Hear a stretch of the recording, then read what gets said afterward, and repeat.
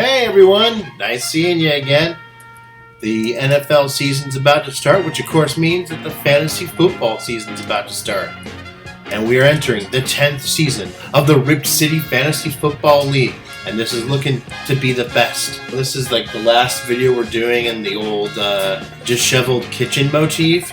But as you've seen, maybe, we've got some green screen action coming. So that's going to be cool. I'm going to be doing another video before the draft to sort of pan out, all the little changes, this and that here and there. But of course, this video is to address the biggest change. As your champ, I get to decide a rule change this year. And I've been doing those videos and vignettes that kind of give you some clues. Find it, maybe entertaining, a little weird, a little creepy. And maybe at the end, for those of you who've seen it, might have scared the shit out of you. Alright, that might have been a little much, but at least it was a little freaky, right? Anyway, so what's the new rule? Did anybody get it right? Well, let's see. You've had 24 hours to guess, and we've got only a few guesses, but I think somebody did get it right. Who was that? Drum roll, please.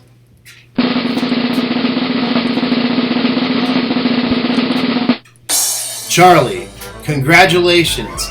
You get $10 off your dues because you correctly guessed that this year we are doing a Vampire League. For those of you who don't know what a Vampire League is, allow me to explain. This is kind of a fairly new league concept that's been created in the last few years. It's been kind of going around amongst some elite fantasy football leagues, and I thought, let's try it out. Here's how it works. So I, of course, will be your vampire, which the videos kind of lead up to that. There's a lot of vampire kind of things. If you look in each of them, there's clues about vampirism, things like that. Some of them are subtle, and then of course at the very end, the big reveal. So I presented the champ, the host of the Fantasy Football Funhouse, and when he wins, he becomes the vamp. The champ, the vamp. Yeah.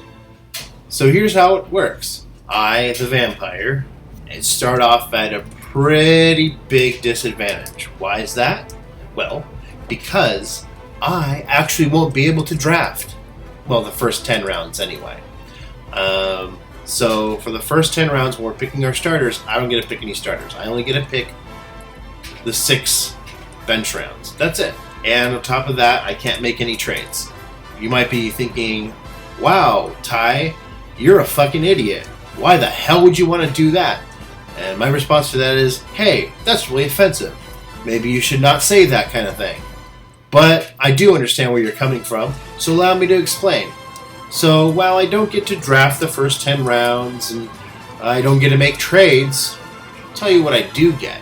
I get the number 1 waiver priority every week. See, other vampire leagues, they make it to where nobody else can go on the waiver wire but the vampire. And I thought, that's taking a lot of the fun out of it. But I do get the number 1 waiver priority every week, so that's pretty good. That helps out a little bit. But here's the big thing, okay? If you beat the vampire, it's all good. You get your win. However, if you lose, that's where the vampire shines. Because the champ will become the vamp and will suck away one of your starting players from your lineup in exchange for one of my starting players. So, if you choose to start your stud QB against me and I happen to get a win, I can snap them up. But on the other hand, if you're feeling gutsy and you think your bench players can beat me and you don't want to take the risk, well then, that's one strategy you can do. I won't share all of them because I'd like you to figure it out for yourself, but hey, there are ways to beat the vampire, and in fact, at first, like I said, it's going to be a huge advantage for everybody. It's going to be one of those things where playing the part of the vampire means it's testing my ability as a fantasy football player to, over time, create a better team. So through the waivers and through defeating each and every one of you, and snatching up your good players. By the end of the season, I hope to have a championship team again and defend my title rightfully. So here's how it works. Now, everyone pays $20 dues except for Charlie. He gets $10 off, and I'm all pitching the 10 since he guessed what it is. When we get into the playoffs, we're looking at 4 teams. So as far as the payout of that money goes, first place gets 120, second place gets 50, and third place gets 30.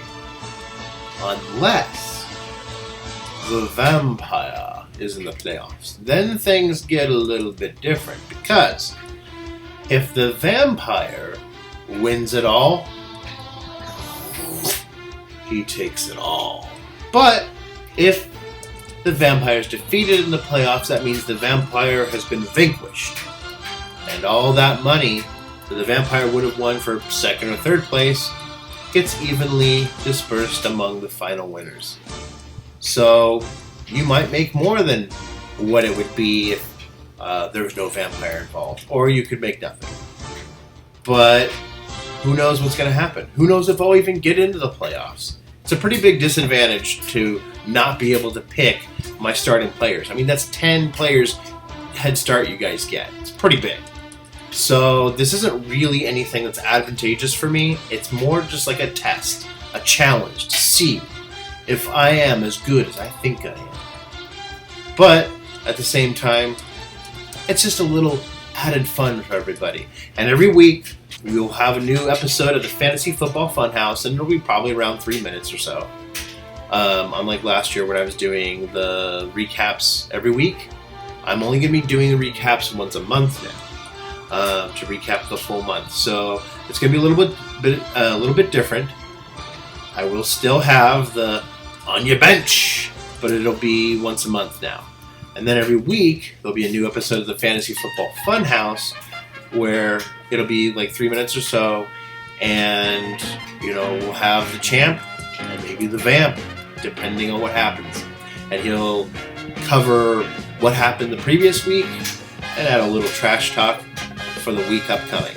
So that's it. Shorter videos by the week, one recap video a month, so that'll help keep down my work time on those videos and get me a little more sleep, not drive Tracy nuts.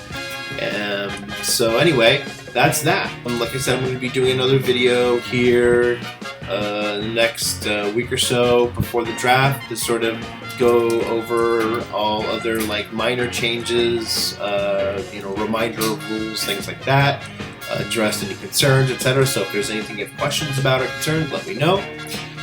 Otherwise, we'll see you later. Stay tuned.